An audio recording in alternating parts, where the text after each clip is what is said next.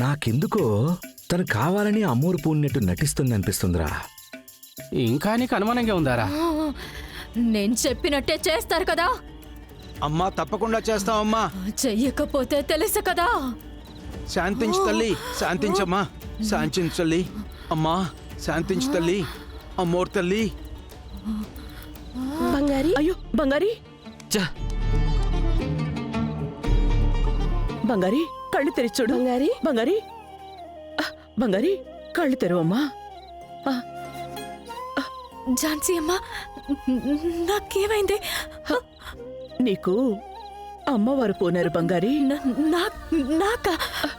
అమ్మోరా? అవును. వెళ్ళండి అయ్యా, వెళ్ళి పూర్ణ కలశం ఒకటి తీసుకురండి. ఝాన్సీ గారికి మర్యాద చేయాలి. దానికి ఇప్పుడు అవసరం ఏముంది? అవసరమా? అమ్మోరే వచ్చి చెప్పారుగా. దీనికి మించి ఆలస్యం చేశామే అనుకో, ఊర్లో పూచికపుల్లో కూడా మొలవదు. వెళ్ళి తీసుకురండి. నాకేమైంది ఝాన్సీ అమ్మా? ఒళ్ళంతా నొప్పి. ఏం పర్వాలేదు, అమ్మవారు వచ్చి పూనితే అలాగే ఉంటుందమ్మా. తగ్గిపోతుందిలే, పద వెళ్దామా? మేడమ్మా కొంచెం సాయం పట్టు.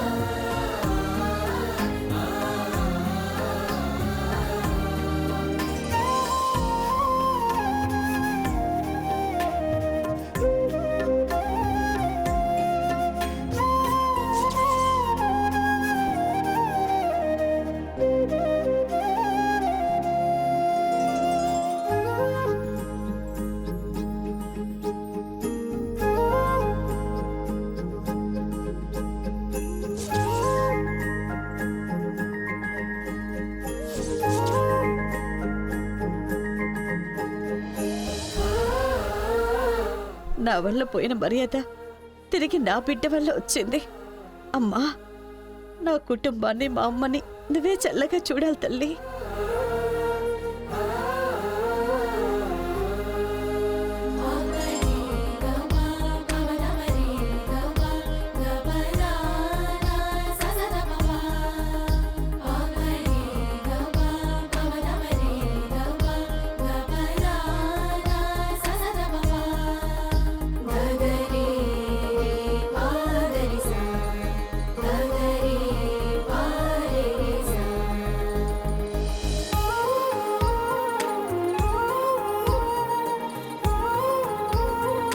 అమ్మగారికి చైర్ తీసుకురండి. అమ్మ మీరు చైర్లో కూర్చోండమ్మా.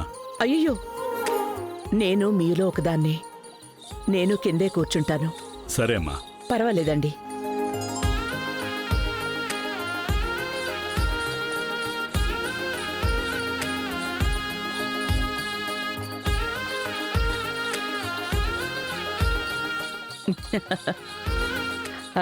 బంగారి, ఇలా రా.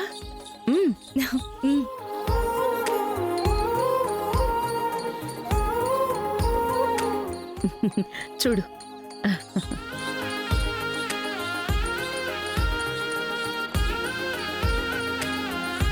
రవి రారా, ఇక్కడికొచ్చి కూర్చో.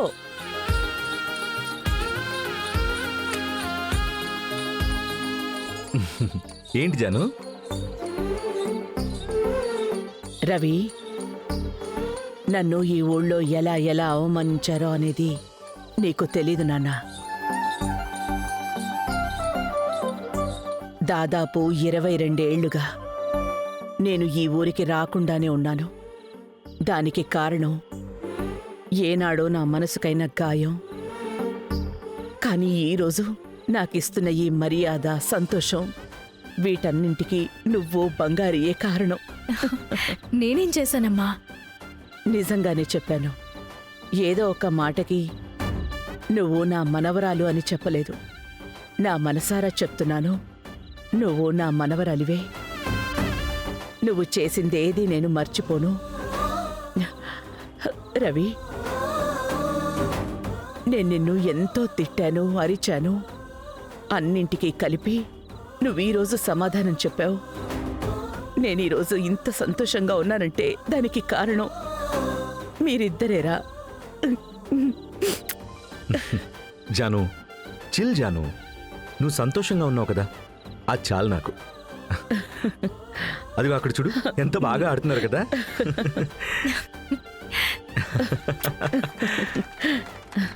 చాలా బాగుంది కదా. ఆ, మీరెప్పుడూ ఇలాగే ఇంతే సంతోషంగా ఉండాలి.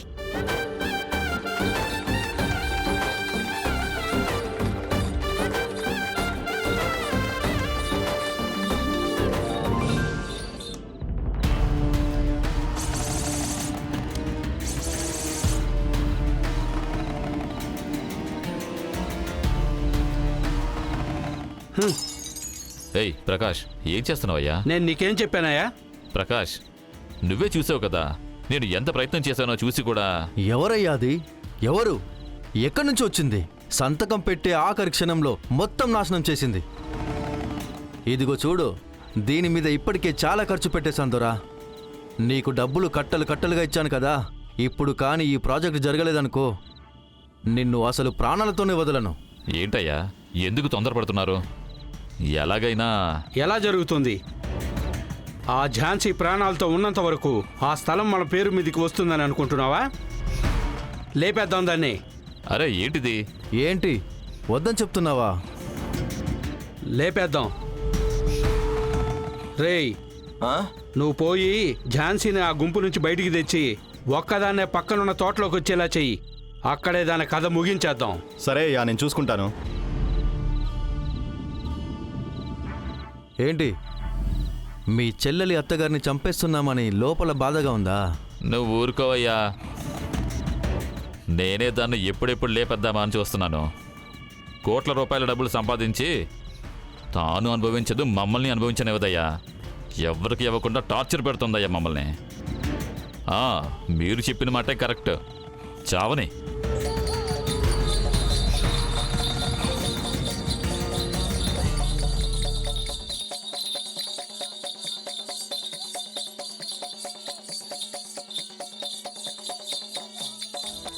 చాలండి. డబ్బులు ఇచ్చేసాను కదా. సరే, ఓకే. థ్యాంక్ యూ అండి.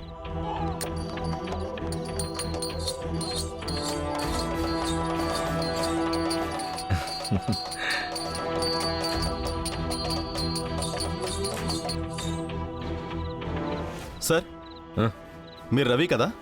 అవును. మీతో పాటు ఒక అమ్మాయి ఉండాలి కదా, తను మిమ్మల్ని తీసుకుని రమ్మని చెప్పారు సార్.